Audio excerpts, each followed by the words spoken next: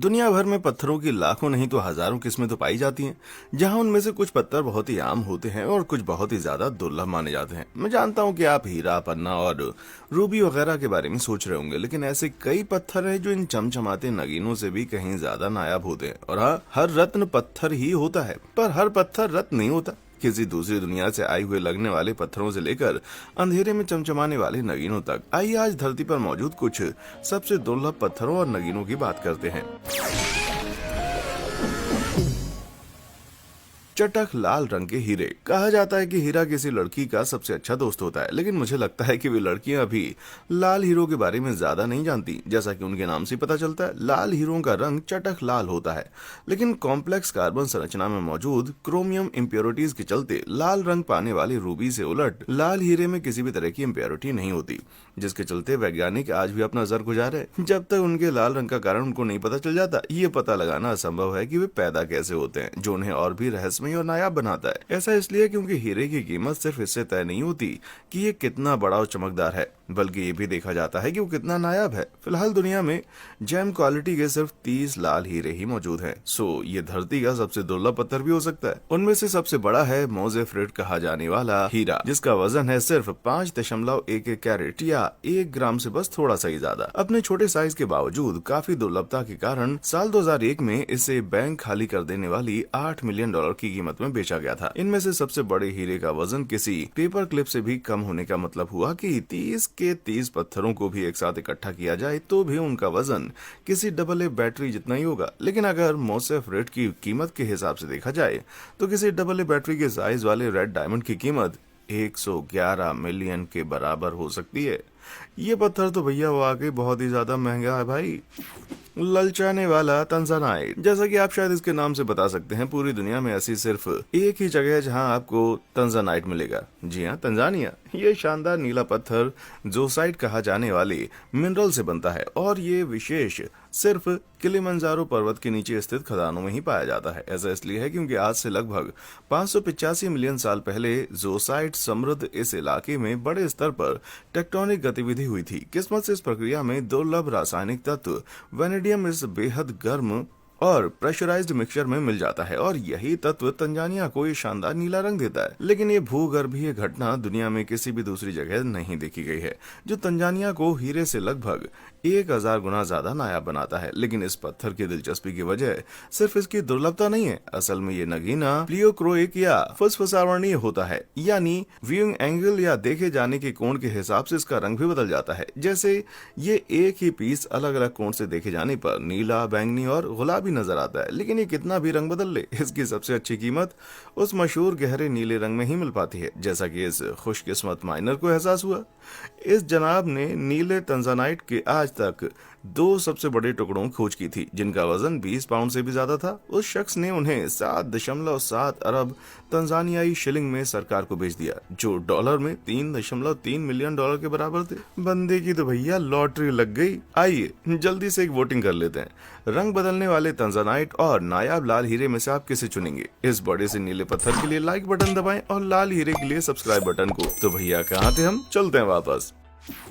नायाब लाल coral. ज्यादातर नगीने और mineral जमीन खोद कर निकाले जाते हैं, लेकिन एक अपवाद भी है। लाल मूंगा या कीमती मूंगा कहा जाने वाला ये कोरल समुद्री जीव पॉलिप्स के पंखे जैसे आकार वाले स्नाव से बनता है। भले ये देखने में किसी पौधे जैसा लगता हो, लेकिन इसकी शाखाओं जैसी संरचना ठीक सीपियों की तरह ठोस कैल्शियम कार्बोनेट से बनी होती है। ये शानदार स्ट्रक्चर साल भर 1 इंच से भी कम बढ़ते हैं, लेकिन हद से ज्यादा मत्स्य उत्पादन और बढ़ते प्रदूषण के चलते अब 1.5 फीट से ज्यादा लंबा कोरल मिलना बहुत ही दुर्लभ है। वैसे आकार से कोई फर्क नहीं पड़ता, क्योंकि ज्यादातर टुकड़ों को पॉलिश करके कार्बनिक रत्नों में परिवर्तित किया जा सकता है, जिनसे बने जेवरात की डिमांड फिलहाल बूम पर है। आप सोच सकते हैं कि मूंगा तो बहुत ही आम चीज है, पर लाल मूंगा केवल सतह से 2000 फीट या ज्यादा ही गहराई में पाया जाता है। और इतना ही नहीं, ये भूमध्य सागर के कुछ खास हिस्सों समेत केवल चीन और जापान के तट पर पाया जाता है। इतनी सीमित जगहों और खतरनाक गहराई में पाए जाने के कारण उन्हें इकट्ठा करना बहुत ही दुर्लभ और मुश्किल हो जाता है, जिससे लाल मूंगा की कीमतें हमेशा आसमान पर रहती हैं। उच्च गुणवत्ता वाले किसी नमूने का महज 1 ग्राम भी बाजार में करीब $1600 का होगा। माना कि पैसे पेड़ पर नहीं उगते, लेकिन समुद्र की तली पर तो निश्चित उगते हैं भाई। मनमोहक फुलगुराइट। माना कि आसमान में चमकती हुई बिजली बहुत ही खूबसूरत लगती है, लेकिन जमीन से टकराने पर वो इससे भी कहीं ज्यादा विश्वसनीय एक चीज पैदा करती है। ये है फुलगुराइट, जिसे बिजली का जीवाश्म भी कहा जाता है। ये तब बनता है जब बिजली का सिलिका खनिज से भरपूर जमीन के किसी हिस्से से टकराती है, जैसे रेत या चट्टाने। सिलिका महज 3300 डिग्री फ़ारेनहाइट पर पिघल जाता है, लेकिन बिजली का तापमान 50,000 डिग्री फ़ारेनहाइट तक पहुंच जाता है, यानी सूर्य की सतह से 5 गुना ज्यादा गर्म। इसलिए जब बिजली जमीन से टकराती है तो सिलिका सेकंड के 1,000वें हिस्से से भी कम समय में पिघल जाती है और ठंडा होने पर एक साथ जुड़ जाती है। चट्टान से टकराने पर डिस्चार्ज की गर्मी कभी कभी सिलिका के टुकड़ों को कांच की एक ठोस गांठ में बदल देती है, लेकिन रेत में बिजली गिरने पर कांच के अजीब से खोखले पाए बनाती है, जिनके टुकड़ों की लंबाई ज्यादातर 1 फुट से कम की होती है। हालांकि बहुत ही दुर्लभ मामलों में बिजली कड़कने की ब्रांच वाला पूरा का पूरा शेप जमीन के अंदर सुरक्षित संरक्षित पाया जा सकता है, जैसे कि ये नमूना। लेक मिशिगन के पास पाए गए इस फुलगुराइट की शाखाएं 12 फीट से ज्यादा लंबी हैं, जो कि बिल्कुल किसी पेड़ की जैसी दिखाई देती हैं। फिर भी ये इस तरह की सबसे बड़ी खोज के सामने छोटा ही है। 1996 में आसमानी बिजली पे रिसर्च करने वाली एक टीम ने कैलिफोर्निया के ग्रामीण इलाके में फुलराइट के इस बेहद नायाब 17 फीट लंबे नमूने की खोज की, पर बहुत ही नाजुक होने के कारण अब तक इस तरह के गिने चुने नमूने ही मिल पाए हैं। वैज्ञानिक समुदाय में ये इतने दुर्लभ माने जाते हैं कि 6 फीट से ज्यादा लंबे किसी भी फुलगुराइट को तुरंत म्यूजियम्स में रखवा दिया जाता है। इसे देखकर तो पक्का दर्शकों के मन में बिजली दौड़ जाएगी भाई। शुद्ध जेड। जेड या हरिताश में हरे रंग का बेहद खूबसूरत नगीना होता है, जिससे कमाल की जेवरात बनाए जाते हैं, लेकिन इसकी बेमिसाल खूबसूरती के बावजूद आपको जानकर हैरानी होगी कि जरूरी नहीं है कि सभी जेड एक जैसे हों। जी हाँ, ऐसा इसलिए क्योंकि जेड की एक नहीं बल्कि 2 अलग अलग किस्में होती हैं।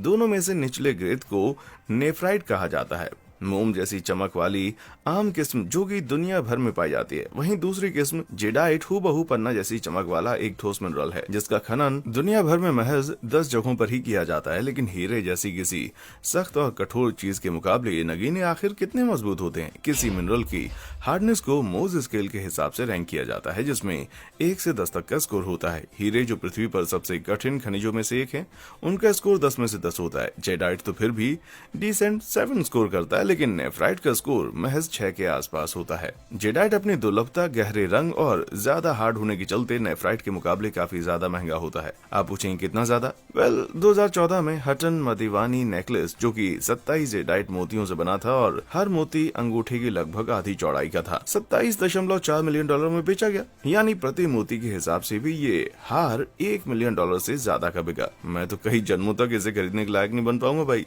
क्या आप भी ये दाम सुनकर अपनी किस्मत से थका हुआ महसूस कर रहे हैं?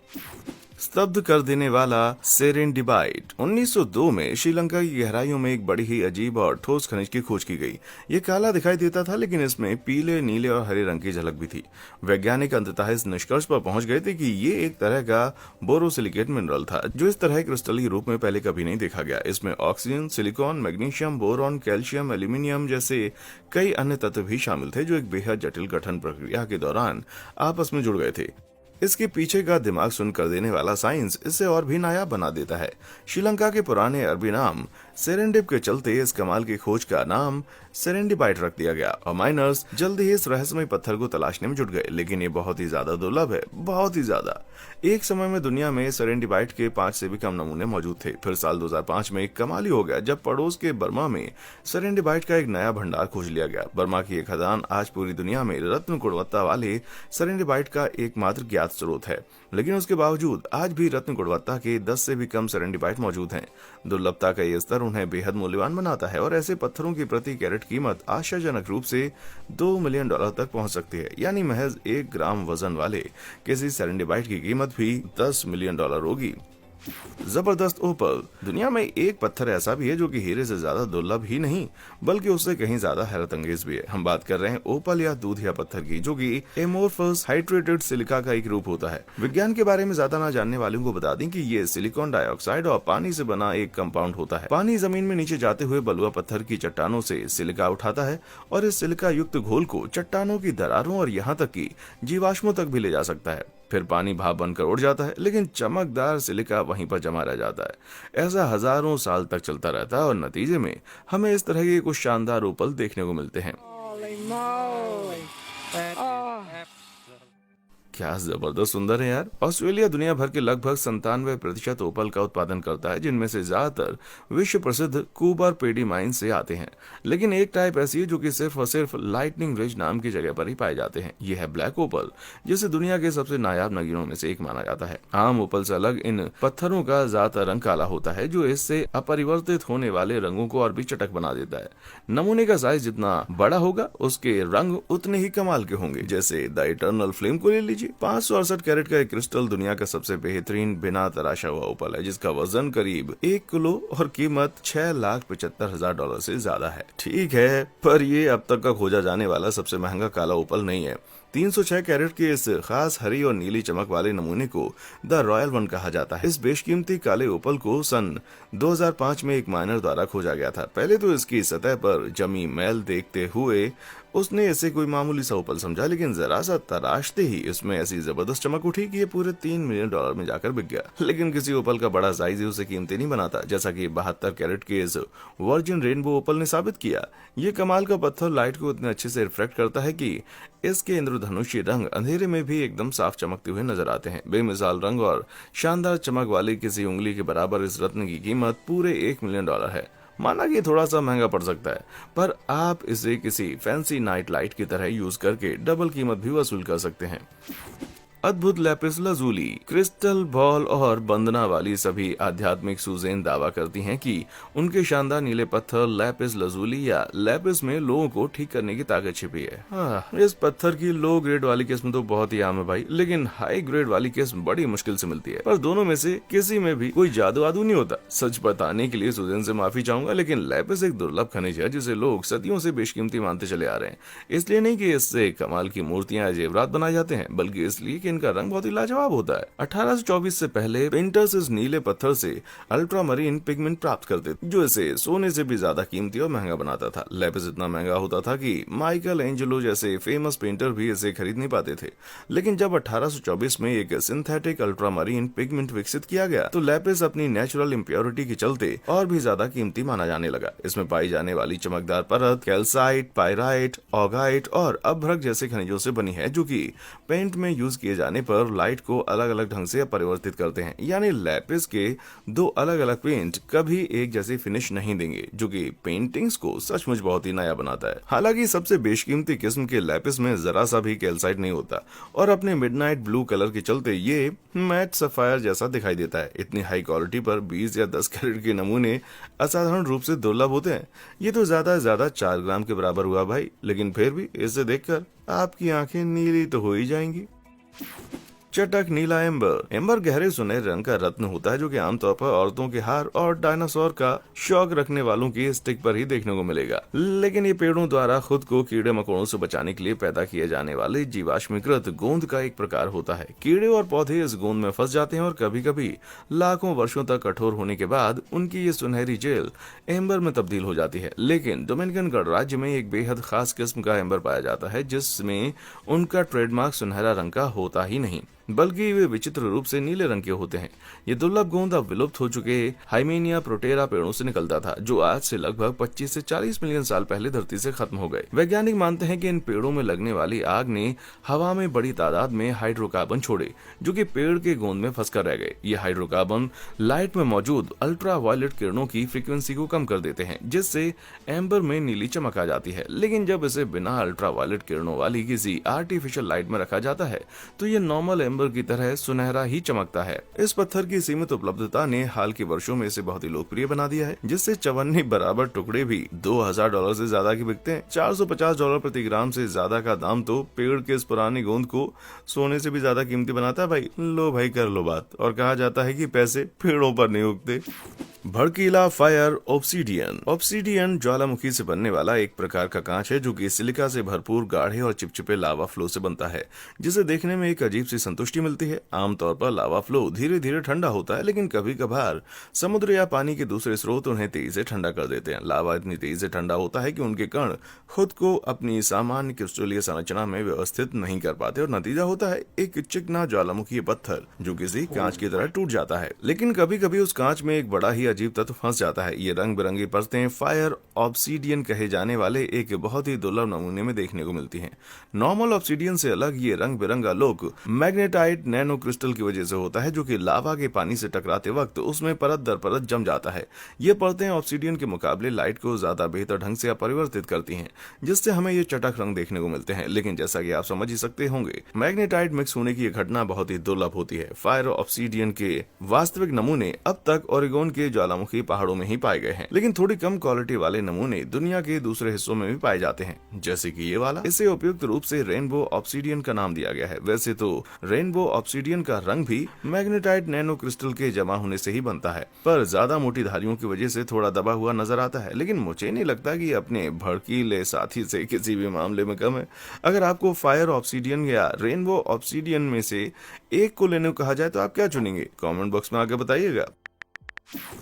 विस्मयकारी अलेक्जेंड्राइट। 1830 के दशक में रूस की यूराल पहाड़ियों में एक माइनर ने सोना खोद निकाला, या सटीक रूप से कहा जाए तो अलेक्जेंड्राइट खोद निकाला। पहली नजर में यह खूबसूरत पत्थर कुछ खास नहीं दिखाई देता जब तक कि आप इसे किसी दूसरी रोशनी में ना देखें। अलेक्जेंड्राइट के क्रिस्टल में क्रोमियम की भी कुछ मात्रा होती है, जिसकी वजह से ये दिन के उजाले में हरा या नीला दिखाई देता है, लेकिन किसी बल्ब की रोशनी में रूबी सा लाल या नीलम सा बैंगनी हो जाता है। इसकी खोज के वक्त लाल और हरा रूसी सम्राट के शाही रंग माने जाते थे। ये कोई हैरत की बात नहीं है कि जार अलेक्जेंडर सेकंड के नाम पर इस रंग बदलने वाले पत्थर का नाम रख दिया गया हो। What an honor!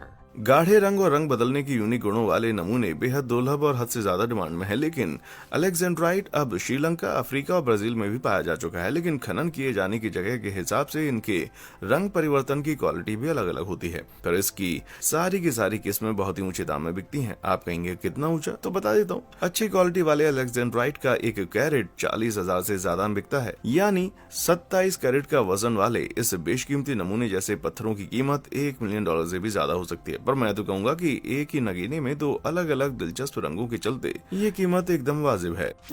मोतियों की मां। माना कि तकनीकी रूप से मोती कोई पत्थर नहीं, पर उनकी शानदार चमक के चलते वे किसी नगीने से कम नहीं मानी जाती। मोती तब बनते हैं जब रेत के दाने या सख्त खोल के टुकड़े इसके जैसी कोई छोटी चीज किसी सीप, क्लैम या मोलस्क के अंदर चली जाती है। खुद को बचाने के लिए वे नेक्रे नाम का एक पदार्थ का स्राव करते हैं, जो कि उन्हें परजीवियों से बचाने के लिए खोल के अंदर एक परत चढ़ा देता है।